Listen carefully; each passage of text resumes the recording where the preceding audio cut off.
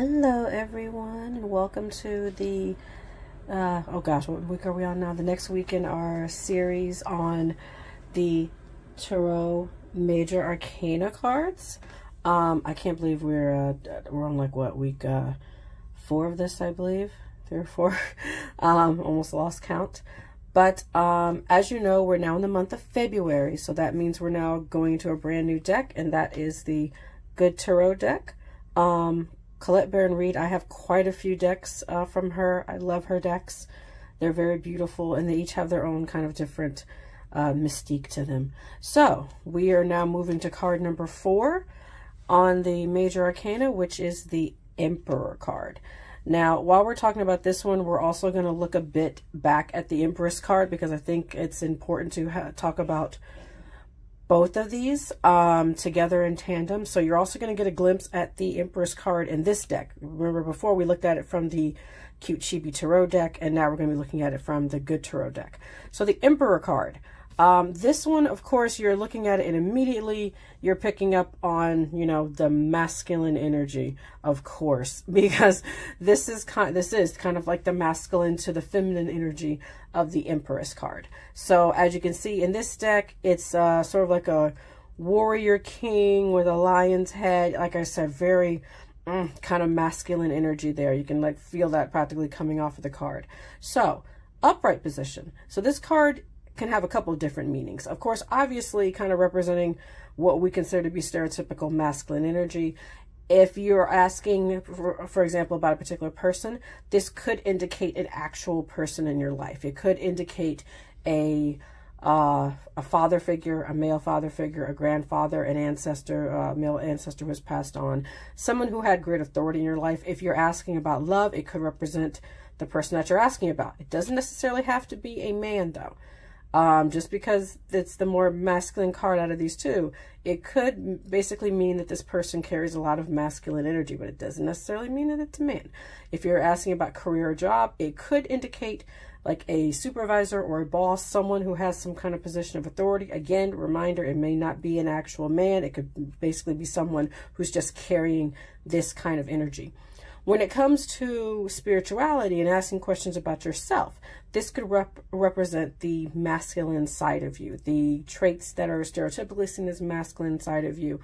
And it could be calling to attention something like that. You'd have to look at the other cards around as you pull this card out to see exactly what it's detailing.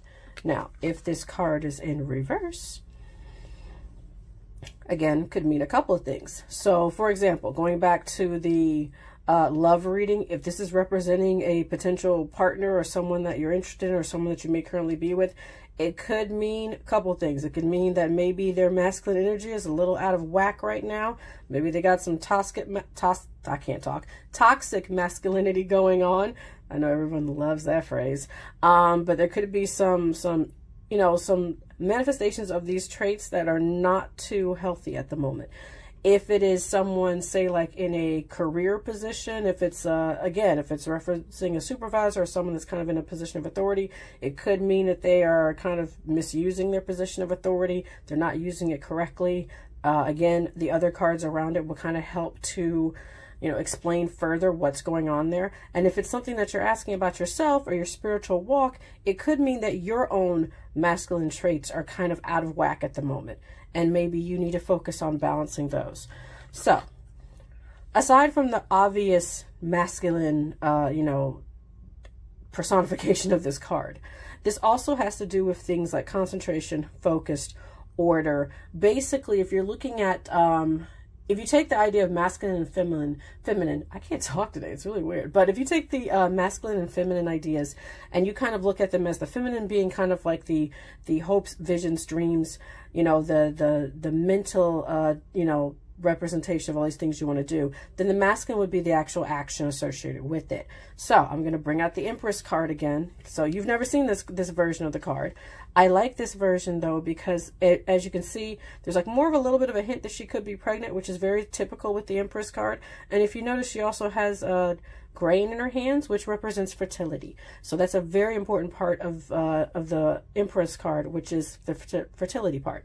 So she represents kind of like, again, the hopes and dreams, that really spiritual side of it. I think this also talks a lot about the spiritual path itself that a lot of us may find ourselves on.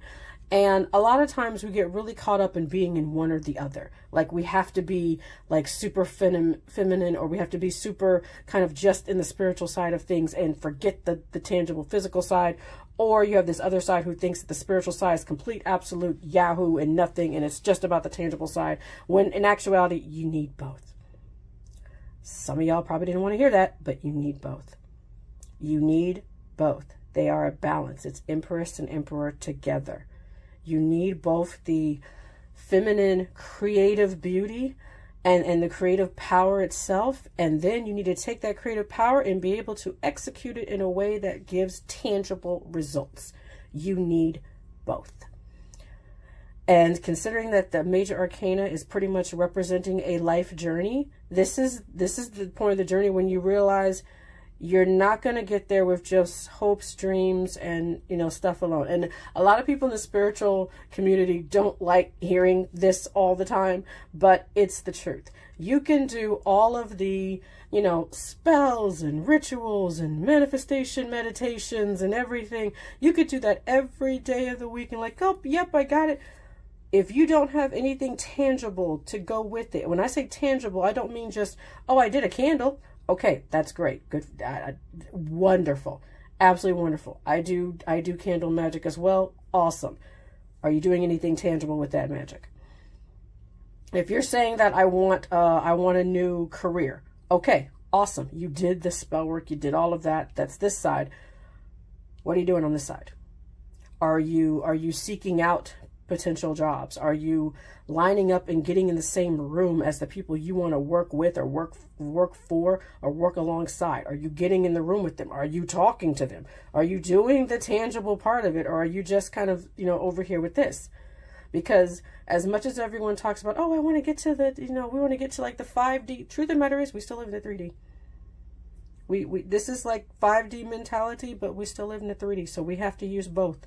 We're not completely living. I'd love to be living over here. Oh, I would adore it, but we're kind of living here. So our minds and our souls are kind of here, but we live here. So we have to learn to balance both of them. It even says in the Bible, I know some of y'all are mad, but faith without works is dead.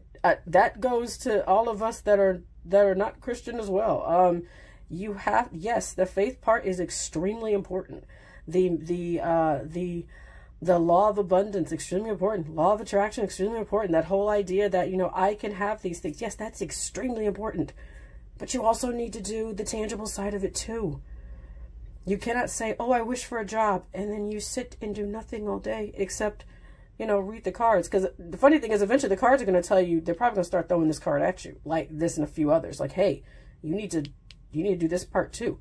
These two have to be together. Just as you can't just sit there and go through life, just kind of, doing the work, not even doing the work, just kind of going through the motions with no heart or soul to it.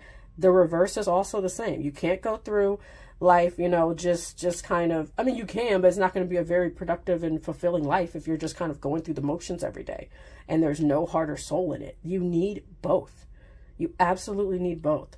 So I felt like I couldn't talk about the Emperor until I brought up, and without bringing back the Empress, to show the importance of both together. That wasn't my original plan, but that's what I kind of got called to say. So all of this I just said, I was called to say all that. I don't know why. I hope it hits someone, but I was called to say that. And honestly, it's just as much for me as it is for you guys. This is a message and a reminder for me as well. Sometimes us readers, a lot of the messages that we give, they're for us too.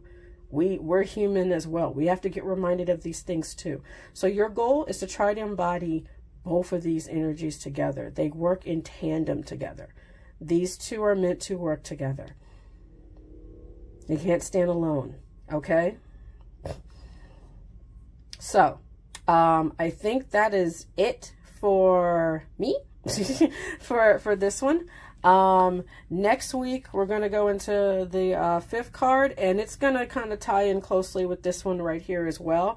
It's kind of taking it to another level. This was kind of looking at more the individual side of it, and the next one is going to be looking a bit more at the macro, the bigger aspect of the same concept. So if you like this video and like all the other things that I'm putting on this channel, go ahead and hit the like button, subscribe. We'd love to see you. Make comments. You know, if you have a different interpretation or ideas, feel free to put it in the comments. I love to hear how other people experience the tarot, because even though there's all these cards are kind of, especially with the tarot, the cards are all kind of like essentially the same. Everyone experiences it a little bit differently. So I love to hear how different people experience these different cards. So yeah, with that, I will wrap up this video on the Major Arcana. Thank you again for stopping by, and see you later. I hope you guys have a great rest of the day, week, month, year, whenever you see this. Take care. Be blessed. Bye.